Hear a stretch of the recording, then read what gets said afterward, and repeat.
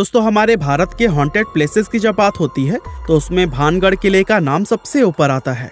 राजस्थान में मौजूद इस 500 साल पुराने किले का लोगों में कुछ ऐसा खौफ है कि यहाँ पर लोग दिन में भी जाने से कतराते हैं और यहाँ तक कि कहा जाता है कि रात के समय में जो कोई भी इस किले में जाता है वो फिर कभी भी वापस लौटकर नहीं आता।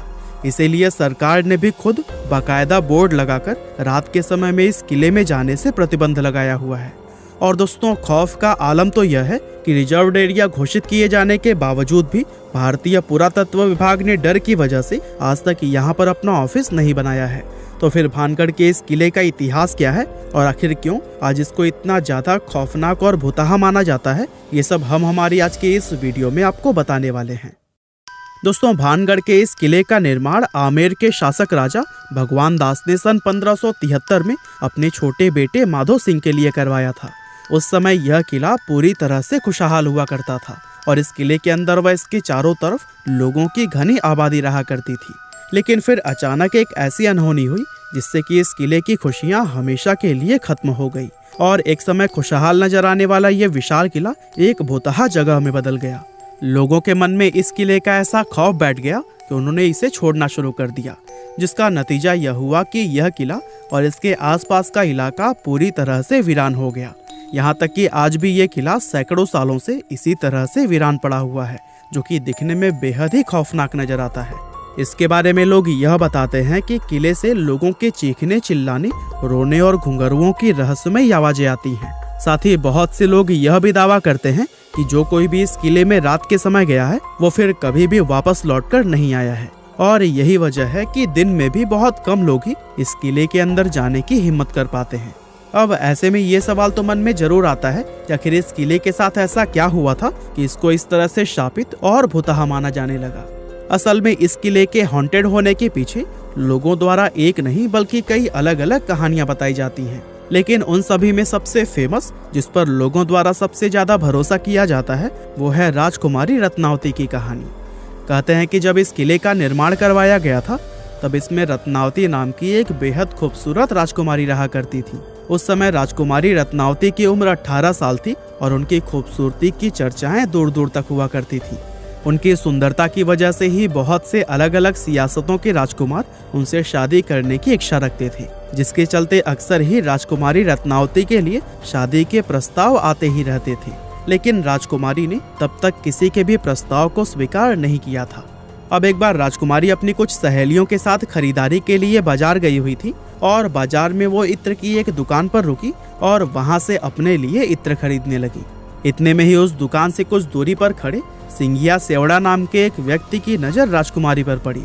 सिंघिया सेवड़ा उसी राज्य का रहने वाला था और वो काले जादू का महारथी माना जाता था। राजकुमारी रत्नावती की सुंदरता को सिर्फ एक नजर में देखते ही सिंघिया उन पर पूरी तरह से फिदा हो गया और वो टकटकी लगाए राजकुमारी को घूरता रहा और उसी पल उसने अपने मन में यह तय कर लिया कि वो राजकुमारी को किसी भी कीमत पर हासिल करके रहेगा। अब चूंकि वो तंत्र मंत्र और काला जादू जानता था, इसीलिए उसने राजकुमारी के पसंद किए हुए इत्र की बोतलों में से एक बोतल चुपके से उठाई और उस बोतल पर कुछ तंत्र मंत्र करके उसे धीरे से वापस उसी जगह पर रख दिया। असल में वो अपने तंत्र विद्या की मदद से राजकुमारी को अपने वश में करना चाहता था और उसका ये प्लान काफी हद तक सफल भी हो गया, क्योंकि राजकुमारी ने उसे इत्र के साथ छेड़छाड़ करते हुए देखा भी नहीं था। और फिर राजकुमारी इत्र की शीशी लेकर अपने किले की तरफ वापस जाने लगी। साथ ही सिंघिया सेवड़ा भी छिप छिप कर राजकुमारी का पीछा करने लगा। हालांकि अभी राजकुमारी सिर्फ कुछ दूर पहुंची ही थी, तभी उनकी एक सहेली ने उन्हें बताया कि एक अनजान व्यक्ति ने इत्र की शीशी पर तंत्र मंत्र किया हुआ है। असल में राजकुमारी की उस सहेली ने सिंघिया सेवड़ा को इत्र की शीशी पर काला जादू करते हुए देख लिया था, लेकिन वो डर की वजह से दुकान में कुछ भी नहीं बोल पाई थी। अब राजकुमारी को जैसे ही काले जादू की बात पता चली तो उन्होंने वो इत्र की शीशी रास्ते में पड़े हुए एक विशाल आकार के पत्थर पर दे मारी। पत्थर पर पड़ते ही वो शीशी टूट गई और सारा इत्र उसी पत्थर पर बिखर गया। और दोस्तों इस तरह से इत्र पर किया गया वो काला जादू उस पत्थर में आ गया, जिसके बाद से वो पत्थर खुद ब खुद लुढ़कते हुए सिंघिया सेवड़ा की तरफ बढ़ने लगा। दरअसल सिंघिया ने उस इत्र पर ऐसा जादू किया था कि जो भी कोई उस इत्र को लगाता वो खुद ही उस तांत्रिक सिंघिया की तरफ खींचा चला आता। और चूंकि वो इत्र पत्थर पर लग गया था, इसीलिए वो पत्थर तेजी से उसकी तरफ ही बढ़ने लगा और पत्थर ने लुढ़कते हुए उस तांत्रिक सिंघिया को कुचल दिया, जिससे कि उसकी मौत हो गई। लेकिन मरने से पहले सिंघिया सेवड़ा ने यह शाप दे दिया कि राजकुमारी समेत इस किले में रहने वाले सभी लोग जल्द ही एक दर्दनाक मौत मरेंगे और उनकी आत्माएं हमेशा के लिए इस किले में भटकती रहेंगी। इस हादसे के कुछ ही समय बाद भानगढ़ और उसके करीबी राज्य अजबगढ़ के बीच में एक युद्ध छिड़ गया था। और दोस्तों, अजबगढ़ की सेना बहुत ही ज्यादा शक्तिशाली थी, जिसके चलते उनके सिपाही भानगढ़ के किले में घुस गए और किले में मौजूद हर एक पुरुष, महिला और यहाँ तक कि बच्चों को भी मौत के घाट उतार दिया, जिसमें कि राजकुमारी रत्नावती भी नहीं बच पाई थी। और दोस्तों, कहते हैं कि इस खतरनाक कत्लेआम के बाद से ही यह किला शापित हो गया था और उस नरसंहार में मारे गए मासूम लोगों की आत्माएं किले के अंदर ही भटकने लगी थी। दरअसल किले के आसपास रहने वाले लोगों को अंदर से अजीब अजीब आवाजें आती थी और साथ ही किले की तरफ जाने वाले लोगों के गायब होने की घटनाएं भी अक्सर सुनने को मिलती रहती थी।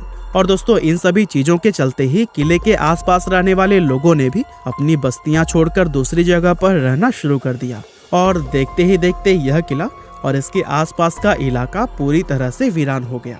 इसके अलावा दोस्तों, इस किले के भुतहा होने के पीछे एक और कहानी यह भी बताई जाती है कि जिस समय यह किला बनाया जा रहा था, तब इस किले की जमीन के पास ही बाबा बालकनाथ नाम के एक साधु रहा करते थे।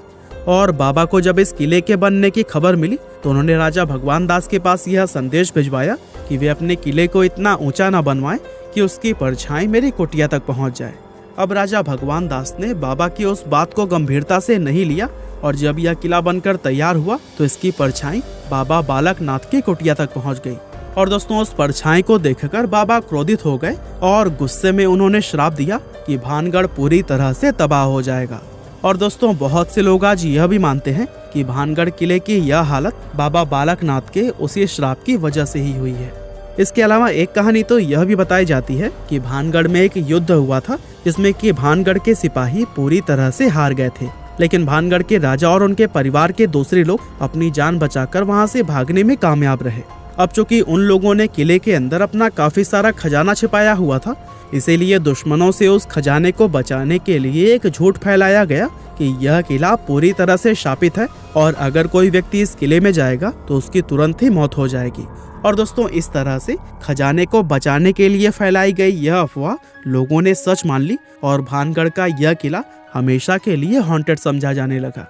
वैसे वजह चाहे जो भी रही हो, लेकिन इतना जरूर है कि इस किले को भुतहा बनाने में हमारी सरकार का भी काफी हाथ रहा है। दरअसल कानून में भूत, प्रेत, पिशाच और बुरी आत्मा जैसे किसी भी चीज को कोई जगह या फिर मान्यता नहीं दी गई है और आज तक किसी भी कोर्ट ने अपना कोई भी फैसला भूत प्रेत को ध्यान में रखकर नहीं सुनाया है। इसके बावजूद भी सरकार द्वारा किले के बाहर बोर्ड लगाकर उस पर लिखना कि रात में इस किले में जाना मना है और भारतीय पुरातत्व विभाग का यहाँ पर अपना ऑफिस न बनाना, ये सभी चीजें कहीं ना कहीं इस बात की तरफ इशारा करती हैं कि हमारी सरकार भी भूत प्रेत में विश्वास रखती है। और दोस्तों, सोचिए, जब सरकार की तरफ से ही ऐसे कदम उठाए जाएंगे तो फिर जाहिर सी बात है कि आम लोग तो इस किले को सच में ही शापित समझेंगे। वैसे आपको क्या लगता है, ये किला सच में भुतहा है या नहीं? और क्या आप लोग भूत प्रेत आदि में विश्वास रखते हैं? हमें कमेंट करके जरूर बताइएगा। आपका बहुमूल्य समय देने के लिए बहुत बहुत धन्यवाद।